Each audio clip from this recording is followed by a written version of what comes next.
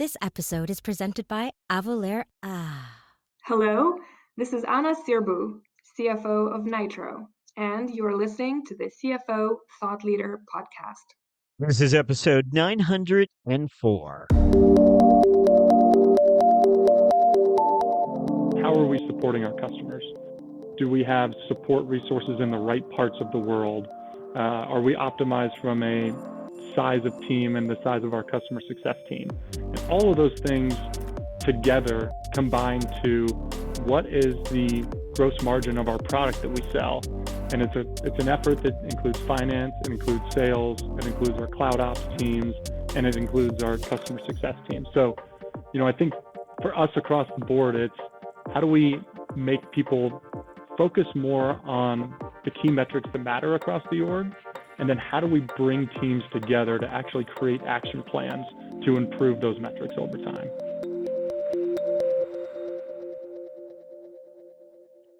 Hi, it's Jack. On today's episode, we speak with Dayton Kellenberger, CFO of Vendavo.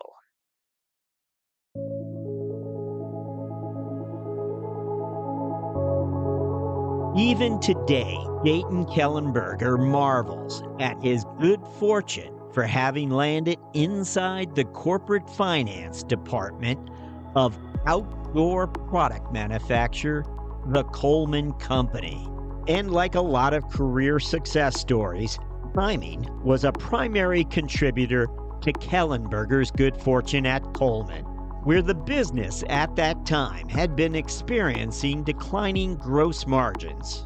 For Kellenberger, a recently hired business analyst, Coleman's shrinking gross margins presented much more than a problem-solving exercise.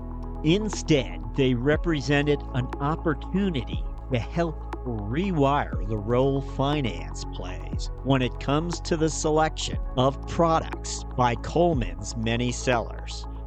You'll hear that story and much more on today's episode. This episode is presented by Avalere. That's the sound of not worrying about sales tax compliance. Because when you automate it with Avalere, you don't have to worry about collecting sales tax or tracking who and what is tax exempt. With Avalere, you don't even have to worry about new tax laws and regulations. Avalere does it for you. If your business sells internationally, Avalere has you covered with cross-border tax compliance solutions.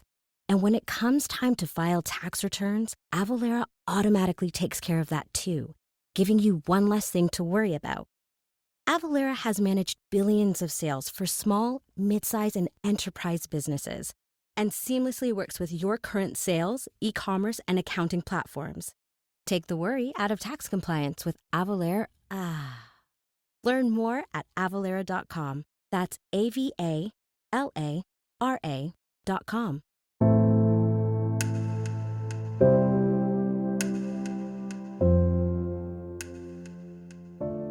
Hello, we're speaking with Dayton Kellenberger, CFO of Vendavo.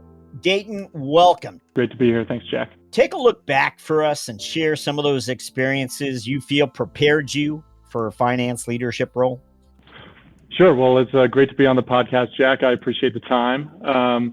Look, I think my career took actually a different path than I thought it was going to early on. I started my undergrad in finance. I had an interest in what I thought I wanted to do, which originally was investment banking. I interned at Goldman Sachs when I was in college as a way to try and get my foot in the door with one of the big banks. I ended up hating it, and I kind of had a career crisis before I even had a career, which was I've done all of this work, I thought I've had a path, and I realized that the culture of banking, kind of the lack of a home base or team environment didn't resonate well with me. So I kind of went back to the drawing board and went to a career fair and decided that I just wanted to find people that I connected with and that had a passion. And I ended up finding it in my first job out of college, which was with this consulting company that was only 8 people. It didn't seem like a very risky thing to me at the time, This was 2008. This was the beginning of the financial crisis, and joining a very small consulting firm, in retrospect, was probably a little bit of a risk for me coming right out of school. And they didn't have anything to do with investment banking or corporate finance. We worked with telecom companies, and we would audit their billing and their revenue systems to try and find anywhere they had leakage. So they had costs on what we called a circuit, and they weren't billing for it. We would go in, we would find these anomalies, we would write code in SQL to try and pull all of this data together. And if we found something where they could turn the billing back on, we would take a percentage of what we found. So it was a success-based consulting organization. And I was there for 4 years. And what it opened up for me that, as I look backwards, was really kind of a catapult for my career was we grew from about 8 people to about 55 people in that 4-year period. And so very early on, I had the opportunity to manage people. I had the opportunity to get in front of C-suite. I had an opportunity to create my own presentations, to really learn how to manage a team. And so during that 4-year period, I think I gained far more soft skills than I think I would have in a typical financial analyst position that really kind of jump-started my ability to manage a team and manage people and be a leader.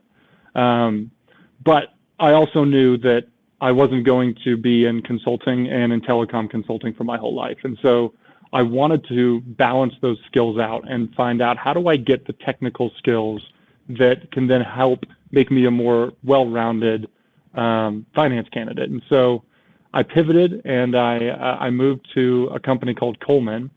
And I joined there as a finance manager. Now, Coleman they're a CPG company. They make tents and shelters and lanterns. And so, if the first job I followed the people, the second job I kind of followed the passion, which was me as an outdoor person. I love camping. I love hiking. So I thought this is the perfect fit. I get to work with a product that I love. And for a time there, it was a great fit. And I learned what it meant to be a corporate finance professional.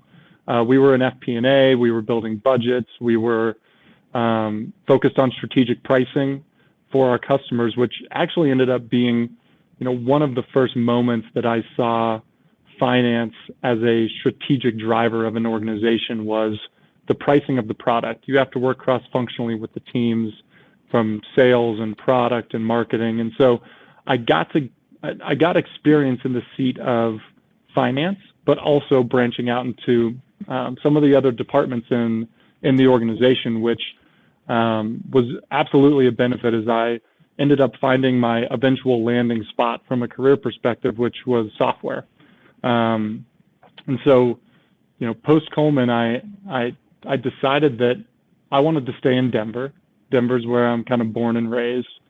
And software companies have been kind of booming here in the Denver and Boulder area in Colorado.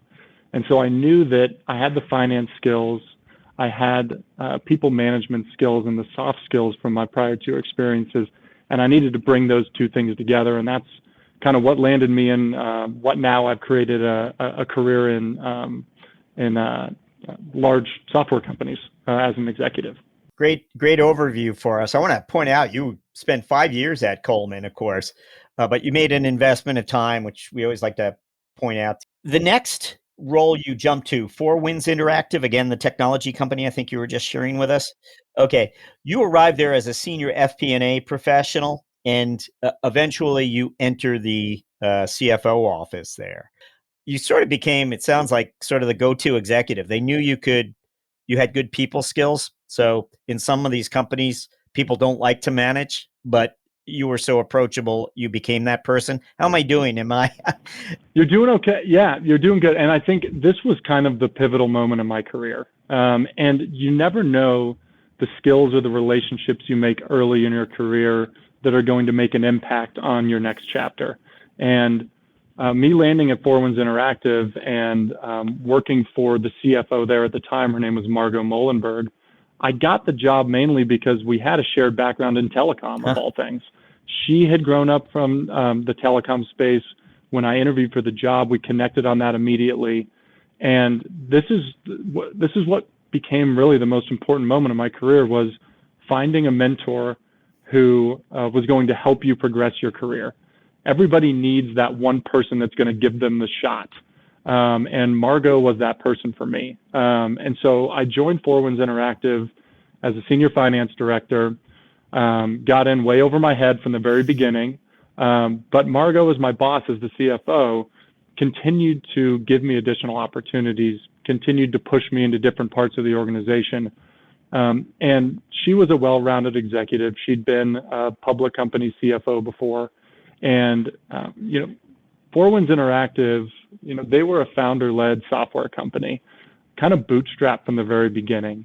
And we had a founder CEO who was very focused on the technology, but wanted to hand off the operations side of the business. And so Margot became that go-to executive for him. She ended up stepping into a larger role as our president, and that vacated the kind of head of finance and accounting at the time. And so early on in my time there, she gave me the opportunity to kind of be a CFO junior, which was move into the VP of finance and accounting position, own the full CFO function, and let's trial it for a year and see if we can get you into a CFO seat. And during that year, we got hit with pretty much every angle you could.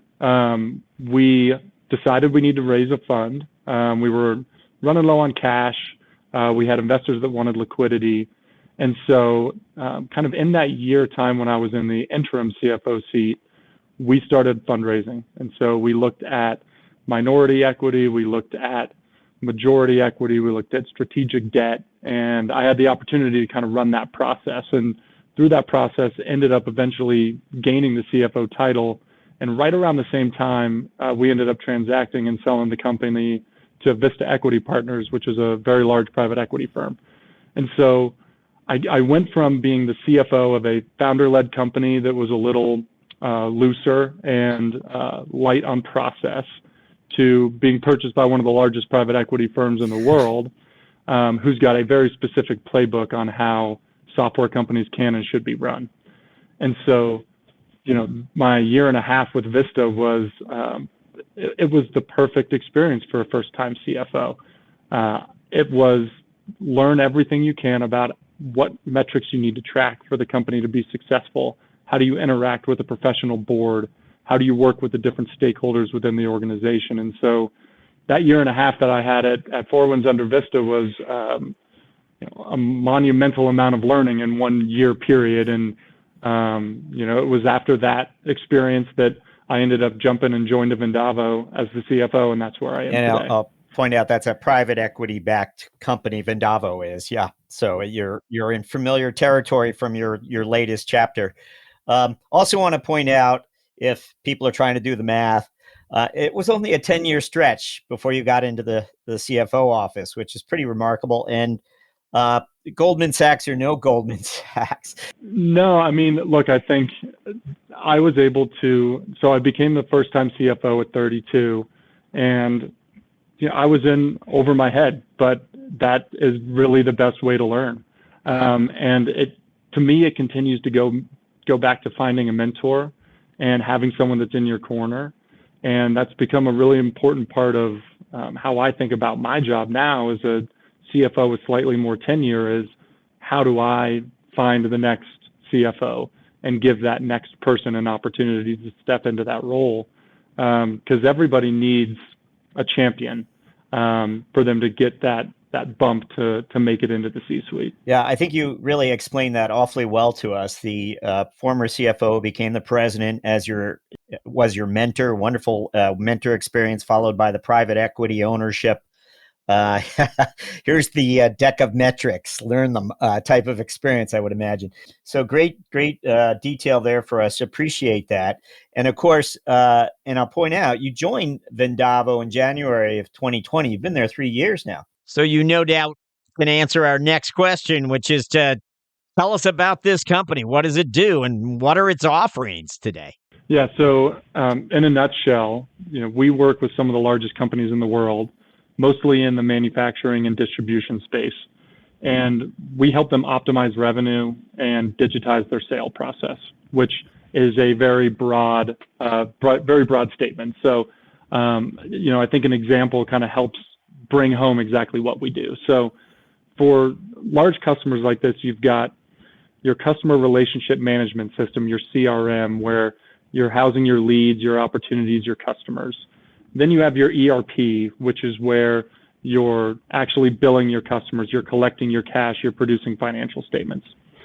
There's this whole segment in the middle where you need to configure a product, you need to understand the right price to sell it to your customer, you need to deliver a quote, you need to deliver a proposal, and all of this needs to happen in a digital framework. So the most blanket statement there is it's the CPQ market, which is called configure price quote.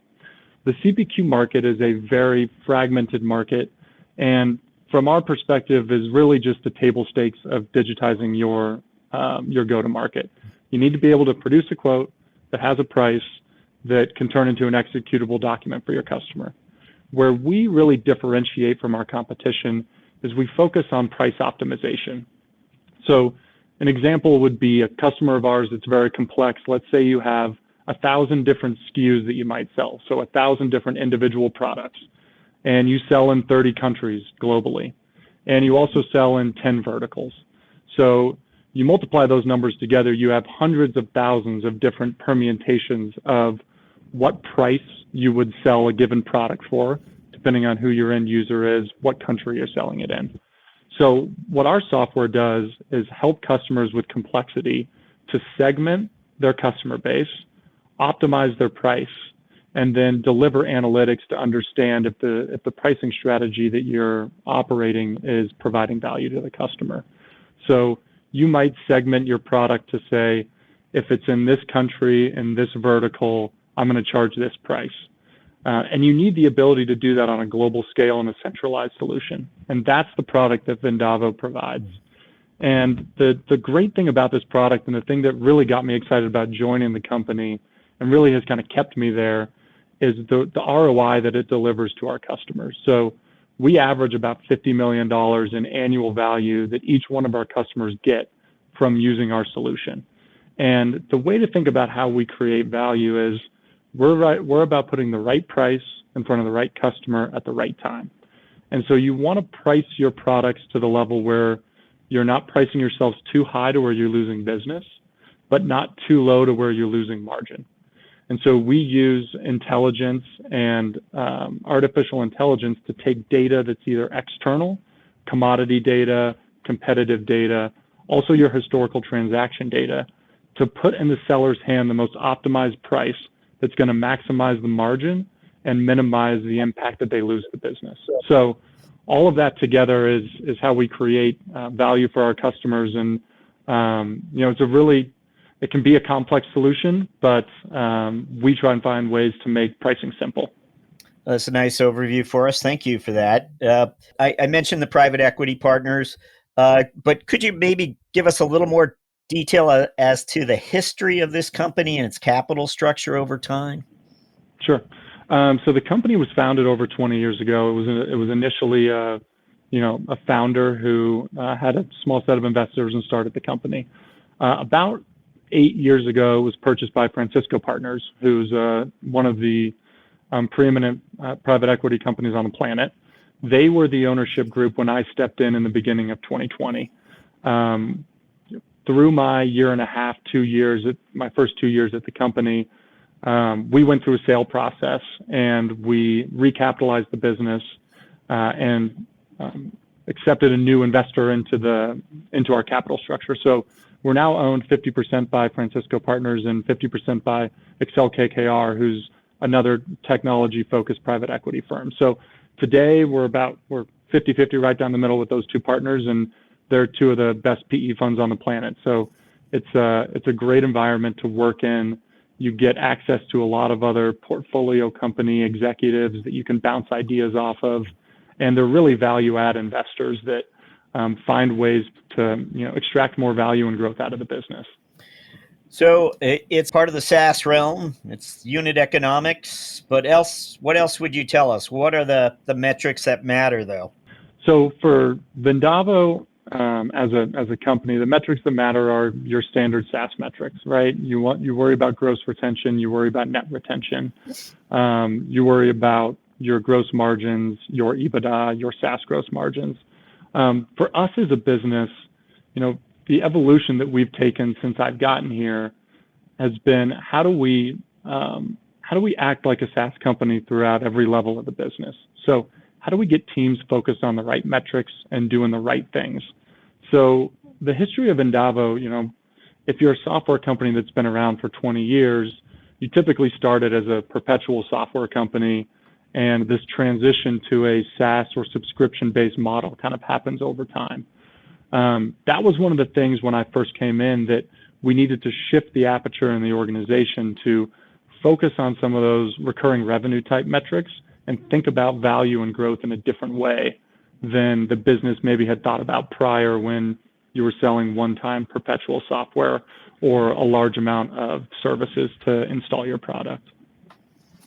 Well, is there a business dynamic that you realized the organization needed to understand differently or pay closer attention to, perhaps, that you or members of your team went about trying to educate the organization in one way or another, whether it was making it more visible across the organization, and anything, a business dynamic or measurement that you've raised the profile of? Yeah, I think there's a couple that come to mind. I mean, I think the first piece is overarchingly, we want to make sure that we're focusing the business on the key metrics that matter. And so we shifted how we do our monthly business unit reviews. Yeah. So typically every month we would bring the business leaders together and we would walk through each different departmental functional area, and they would present on their initiatives and what's happening in their business. And while, it was a good broad overview of the organization, we kind of lacked the teeth on so what? What does that mean for the business? And so we shifted how we run that to much more of a metrics-based focus on the numbers and then understand the story once we understand the numbers. And so it's become a much uglier meeting in terms of we just pull up a spreadsheet and we look at the numbers that matter for each department. But what it's done is it's cut the fluff out and it's cut some of the storytelling out, and it's really allowed us to tell the story through data. So and to kind of get to the second part of your question, one of the areas that I focused on a lot over the last year and a half was our SaaS gross margins. So our software product is obviously the value driver for our organization, and every percentage point that we can unlock from a gross margin perspective adds a lot of value to the organization. But it's a very cross-functional effort. So the costs that go into your gross margins for SaaS are going to be your infrastructure. How much does it cost to host your product? It's going to be your support team. It's going to be part of your customer success team. And then on the top line, you've got to understand your pricing model. You've got to understand any migrations you're doing from legacy on-prem into the cloud. So it's a very complicated metric that spans across the organization. So what we did was institute a FinOps practice to bring people across the organization together to make sure that we tackled three core things. The first one would be, let's make sure that we're selling our products correctly on the front end. So let's make sure we fully understand what the margin implications are of the price of the software we're selling. Because if we're pricing it wrong on the front end, then nothing that we do on the back end is going to matter. We've dug ourselves a hole that we can't get out of. So that's the first step. The second one is, how do we optimize the infrastructure that we support our customers with? So whether we're on Azure or we're on AWS or you're on Oracle Cloud, how do you manage that spend in the proper way where you're not over purchasing for the capacity you need to support your customers, Where appropriate, you're entering into pre-buy agreements with an AWS or an Azure so that you can get the best possible rates. That's going to drive down the cost to deliver an individual piece of software. And then the third piece is, how are we supporting our customers? Do we have support resources in the right parts of the world? Are we optimized from a size of team and the size of our customer success team? And all of those things together combine to what is the gross margin of our product that we sell. And it's an effort that includes finance, it includes sales, it includes our cloud ops teams, and it includes our customer success team. So, I think for us across the board, it's how do we make people focus more on the key metrics that matter across the org, and then how do we bring teams together to actually create action plans to improve those metrics over time. Great overview for us there as well. I wanted to touch on talent with you. Again, you arrived in January 2020, so you're one of those CFOs who were there 60 days before COVID arrived, and the job, the nature of how you spent your day may have changed for the next quarter in terms of more forecasting or what have you. Or what I've been asking finance leaders lately is how their outlook on talent may have changed during that period, because as coming out sort of the other side of the pandemic, did you find that you thought about talent differently? Sure. Yeah. I mean, you kind of touched on it. I joined Vendavo, and about 2 months later, we all got locked in our basement for the next 6 months. So kind of a interesting time to join a company. But Vendavo was a little different. We had always not necessarily been a remote first, but a remote literate organization, I would say. We're headquartered in Denver, and we're about, call it roughly 500 employees, but we only have about 50 employees in the Denver metro area. So we're spread out across the globe. We have offices in the Czech Republic. We have offices in other parts of the United States and in other parts of Europe. So we've kind of been running this model of, you've got to work with people that you're not going to be sitting with every single day. And so the pandemic didn't impact us that much from a, how do we go to work every day? Now, what it did do was change the talent landscape drastically across our organization. We were impacted with the Great Resignation, like many companies were. When individuals had the opportunity to start working remote for companies and they didn't have to relocate, it just opened up the job market in a way that we had never seen. And so we had to make real hard decisions around, wow, we've got what we would consider a rock star employee who just got an offer that was 30% higher than they're making with us today. And so at some points in time, we would try to make counter offers and try and keep talent. And in other areas, we weren't able to do it. And so, thankfully, I think we've seen the talent market start to shift. I think the Great Resignation had this massive spike of wage increase and flight from organizations. And we started to see that cool off a little bit. But what we did do internally is, once that started to happen, we wanted to take stock of who our A players were in the organization and make sure that we were doing two things. One, ensuring they were compensated properly within the market. And two, making sure that we were finding more ways to utilize them, to give them career progression, interesting projects, things to keep them at Vendavo, because at the end of the day, people were finding jobs that could pay them a couple extra dollars, and they were going to be able to do that. So we needed to give folks another reason to stay at Vendavo. So look, I think we're in a much different spot now than we were back then, but talent has always been top of mind, and we look every year at making sure our employees compensated fairly across the market. Where do we have risk, and how do we keep our high performers engaged? And do you have that kind of visibility, though, into your talent, whether it's keeping a check on churn and net new hires, something specific as that? Is that something you can see? Yeah.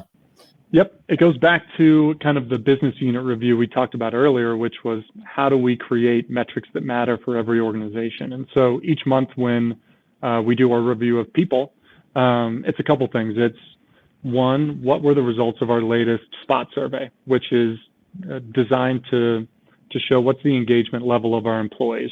Are the employees happy? Are they, if you've got employees that are happy, they're going to be doing a good job. They're not going to be looking for another job. So that one is always our leading indicator on what's the engagement scores within our employees. And then second is, what turnover did we have that month? Was it regrettable or not regrettable? How many open positions do we have? What's the time to fill? So really treating our recruiting engine kind of like you would a pipeline engine for your sales team. Understanding your throughput, how quickly you can hire, and ensuring that you're not losing talent that is regrettable. Excellent. Thank you for that, Dayton. Great detail all along the way. So appreciate that. We are going to jump to what we refer to as our finance strategic moment question, where this could have happened anytime during the course of your career. Might have happened, I was going to say 20 years ago, but I don't know if you were working that. Might have happened 10 years ago, might have happened last week, but it's when you saw an opportunity or risk and you responded to it. Anything come to mind when we ask for a finance strategic moment? Yeah, I kind of got a couple that come to mind, and one of them is in the way you would put it, the Wayback Machine about 10 years ago. So it was when I first came to Coleman, and so that was my first kind of real exposure to corporate finance in an organization. And my initial thoughts were, okay, you're going to set the budget every month, you're going to pull the numbers together, almost kind of like envisioning it as an accounting type role. And the story I'll describe here was the first moment where I realized that finance has a seat at the table, and finance can be a catalyst for growth and a catalyst for strategic decision making in the company. So the example I'll give is that, like any good story does, it starts with a problem. So our CEO says, we're having declining gross margins across the business. We don't know why, but we need to fix it. And so you're in a room with executives and everybody starts storytelling. Well, our COO is like, well, it's because of the rising prices in China. Or someone else is like, no, it's because of our manufacturing problems in the United States. And so we start to have a debate that's not rooted in fact, that's rooted in emotion. So what my job was is actually come up with what the answer is. Why are we losing margin and what can we do to change it? And so what started with a high-level analysis of what products are we selling, at what margins, to what customers, ended up being this extremely detailed price-volume mix analysis. Because what we found is that if you look at your business from a high level, just at the product and customer level, you lose what's actually happening in the real world. And so what we would find as we drill down even more is that, if we're selling more of a certain product category that has a lower than average margin, that's going to drag your margin down. But what we also found is when you get even deeper into the data, it could be a single SKU at a single customer that's dragging the category down. We also found that new products that were being introduced to customers were pulling out higher margin products and putting in a slightly lower margin, but still high margin product that was new on the shelf. So we were unintentionally declining our margins through new product offerings. And so when we brought this information to the executive team, it was like, oh my gosh, this is extremely complicated. And it changed the way that we priced our products, and it changed the way that we talked about kind of our annual review with customers. And so when you work in a CPG company, you basically have one shot at the beginning of the year to do your line review with a customer. So at Coleman, for example, we would go to Cabela's and say, here's the assortment that we're going to pitch for you this year. It gets set at the beginning of the year, and then you just kind of watch the orders happen. So the process that we changed was we got finance involved in running the process from the very beginning. So finance would run the line reviews. We would build all of the products into one catalog. We would show what was the margin last year, what's the margin this year. We would look at any replacement products. We would highlight low margin products and say, hey, let's replace this with something higher margin. We would sunset SKUs. And this was all work that wasn't happening before. Before, the seller would just go in, pull the catalog and say, let's sell this product. So what we did was we took back control of the business to be able to make decisions as an organization around how do we want to price our products. And it really changed the trajectory of our gross margin profile and the way that we interacted as an organization. And I sat back from that and I was like, wow, that was really cool. That was a great way for finance to be embedded in an organization and really make a change. Nice one. Thank you for that, Dayton. And Jack, I've got a second one if I'm allowed to. Please. So this is so that was kind of my first aha moment with how can finance be a strategic catalyst for an organization. And as I became a CFO for private equity-backed companies, they look at the CFO role in a very different way. If all you're doing is setting the budget, reading out forecast actuals, and doing the accounting, you're failing. The CFO is really the strategic operator of the organization. They have to be the flywheel in the center that helps the operations team, that helps the sales team, that really has a great x-ray of the business and understands how all the pieces work together. So that's what I've really worked on over the last several years is how do I be a better partner inside the organization if we're going to achieve our targets? And what I've found is that it's hard to duplicate yourself. You can't be involved in every conversation in an organization. But if you can find a way to reach deeper into the organization and either through embedding your FP&A team more deeply with the decision-making inside of the organization, but more so, how do you educate and enable your employees to make the micro decisions every day that are going to add up to the business results that you want? And so we started doing at Vendavo, I've done them at Four Winds Interactive as well.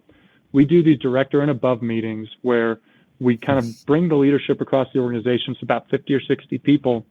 And we talk very detailed about the financial goals of the organization, how they can impact them, why they're important. And we're creating financial literacy throughout the chain of the organization so that those micro decisions that you can't be a part of are informed by the financial drivers that are going to create value for the organization. So I've got a passion for doing those. I love to teach, but we've found it to be a very effective way to kind of embed finance in the decision-making process when we're not even there. Huh. And is that several times a year? Is it once or twice a year that we're typically trying to do it once a quarter, and it's the first one we did earlier this year was around how the organization thinks about M&A, and a little more detail on how M&A can create value for an organization. The next one's going to be around Rule of 40, which is a common SaaS company metric, which is it's a combination of your revenue growth and your EBITDA as a percentage of revenue, basically saying if those two numbers combined are 40 or above, you've got a well-run and efficient organization. You can either grow at 40 to 50% a year, or you can grow at zero and deliver 40 to 50% EBITDA margins, or some in between. But it's educating individuals on the team around those types of ideas and thoughts that create a different way that they may go about their day-to-day. And it makes them feel more of the process of the organization as well.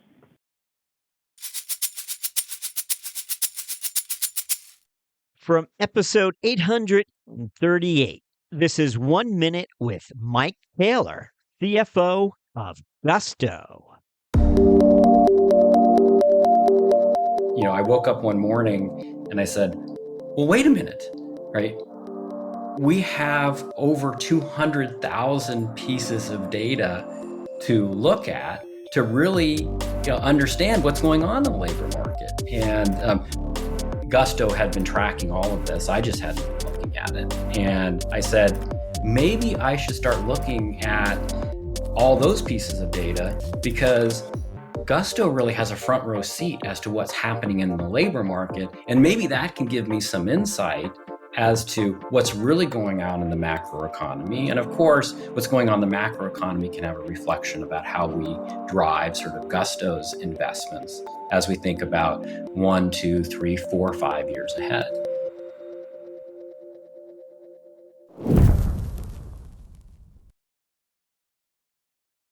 and we're going to jump to our mentoring round where I'll ask you several quick questions intended to inform and inspire future finance leaders. We want you to think back to the first 30 days after you were named a CFO. If you could just go back in time and give yourself a piece of advice to the person you were at that place in time, what would it be? I mean, there's something you wish you had known or experienced before. What would that be? That's a good question. Maybe to relax a little bit. I think when you get thrown into a role where you're stretching yourself, you've got the tendency to bring high anxiety. Maybe feel like you need to make decisions quicker than you actually do. And I think finding more ways to take time and to be thoughtful, not only about decision making, but just in your day to day and the way that you come to work. I think I was probably a little bit of a high energy ball that kind of bounced around the room and made people be like, whoa, there's a lot of energy here. I think, relax, things are going to be okay, and just find your way through it. We always like to ask our guests to reflect a little bit on the personal side.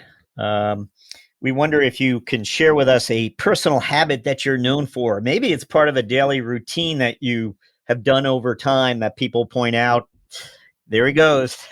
That's what he does. Anything that sets you apart? I think for me, look, our lives are hectic. You've got constant communication from your cell phone, from Zoom meetings. It's a nonstop barrage. And then, you go home, and if you've got a family, you've got a whole nother life of stressors and decisions. And it can be hard to kind of turn those off. And so for me, I try really hard to make sure that I can have a couple of moments a month where, for me, it's getting immersed in nature and having very simple decision makes. I either have to put one foot in front of the other because I'm hiking a mountain, or it's whether to eat a ham sandwich or a turkey sandwich. Something to where you allow your brain the opportunity to regenerate and get back to a simpler life. And the rest that gives me makes me a better person when I come to work. We used to have this old saying at Four Winds Interactive. It was, how do you bring your best self to work? And I've found that for me to bring my best self, I need to find real mental downtime when I'm outside of work, and try to create that boundary between when you're fully focused and you're dedicated, and ways to let the brain recover. That could be as simple as a daily meditation practice, going on a run, but it's some of those more impactful moments that for me are spending time outdoors. Wonderful. Thank you for that. Wondering if you have a book selection for us. It might not be a business book. It might be something you escape with, something that's influenced you from the past. Don't know. Any book selection? Yeah, I think business books, the book that I read that kind of helped comfort me, I think it's by Ben Horowitz. It's The Hard Thing About Hard Things. It just describes very perfectly what it's like to work in a software company where you can feel like you're either teetering on the edge of complete and utter failure, or right around the corner is wild success. He just does such a good job in that book describing the hardships and the perils of starting a business, and he does it in a very personal way. So from a business book perspective, that one rang really true with me. I'm typically not a fiction reader. I'm usually a nonfiction reader, but I got immersed in this book that's an older book. It's called Shantaram, and it really dives deep into the culture of India, and it's told through the story of an escaped convict from Australia. It's 1,000 pages. It was a friend that recommended to me, but that was probably the first fiction book that I read in 15 years, and it was a phenomenal read for fiction book fans. Great. Thank you for that. We are up to our final question, where we're going to ask you to look forward, finally, the next 12 months, and we're wondering what your CFO priorities are for that period. What would they be? Yeah, I mean, I think look, there are the standard things that we need to accomplish from a business perspective. But for me, my biggest priority over this next 12 months is bettering the systems within my organization to allow for the next scaling event of our organization, whether that's through organic growth or through inorganic growth. So it's making sure that we've got great integration between our CRM solution, our CPQ solution, and our ERP solution to cut down on manual work within the organization and find ways to set ourselves up to become the company we want to be in 5 years, as opposed to waiting for 5 years and then having a fire drill. So it's really about trying to future-proof the business from a systems perspective. Dayton Kellenberger, thank you for joining us on CFO Thought Leader. Appreciate it. It was great to be here. Thanks, Jack.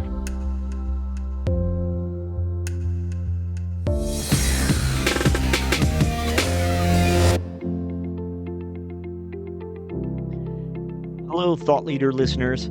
As you have perhaps already heard or even seen, we're now featuring the career lessons and moments of strategic insight shared by our CFO guests as Thought Leader videos. You can now find these videos on our blog at cfothoughtleader.com and, of course, our newsletters, but also on LinkedIn. If you haven't already, please go ahead and follow our CFO Thought Leader LinkedIn company page, and you'll be certain not to miss a single Thought Leader video debut. CFO Thought Leader, the #1 thought leadership platform exclusively for and by CFOs. As always, thank you for listening.